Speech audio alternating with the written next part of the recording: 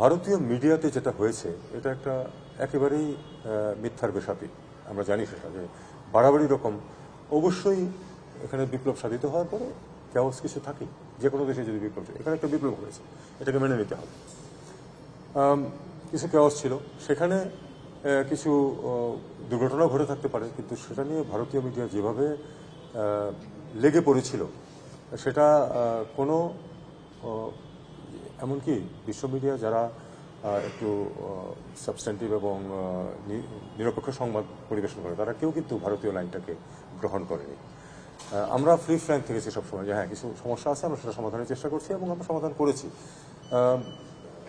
কিন্তু ভারতীয় মিডিয়া এটাকে খুব একেবারে হাইপ একটা সৃষ্টি করেছিল। আমার মনে হয় আমরা সেই স্টেজ পার পেয়ে এসেছি। সম্পর্কে সোনালী অধ্যায় বলছেন, সম্পর্কে সোনালী অধ্যায় কিন্তু ছিল দুই সরকারের মাঝে। আমরা তখনও আমাদের লোকজন এবং প্রাইভেট পার্সন হিসেবে আমি বলেছি যে সোনালী অধ্যায়টা একেবারেই সরকার এবং দল বা ব্যক্তির মধ্যে সীমাবদ্ধ হয়ে গেছে। আমরা চাই যে সুসম্পর্ক থাকুক জনসাধারণের পর্যায়ে।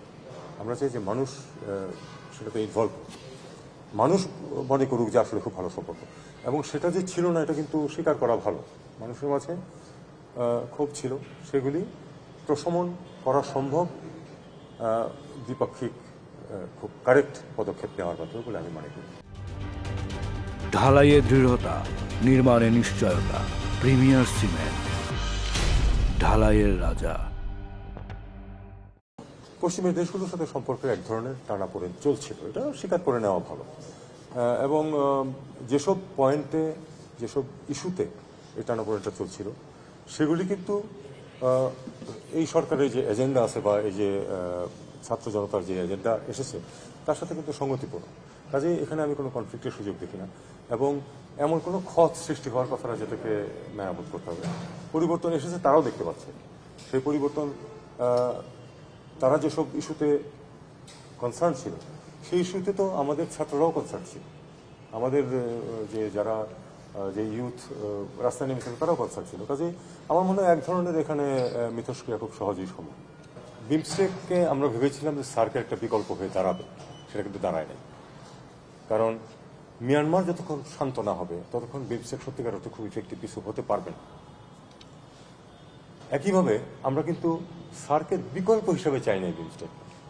সার্ক একটা এন্টিটি যেটাকে আমরা চাই যে ভাইব্রেন্ট হোক, এবং আমি আপনাদেরকে এটুকু বলতে পারি চিফ অ্যাডভাইজার নিজেও খুব আগ্রহী সার্ক পুনরুজ্জীবনের ব্যাপার।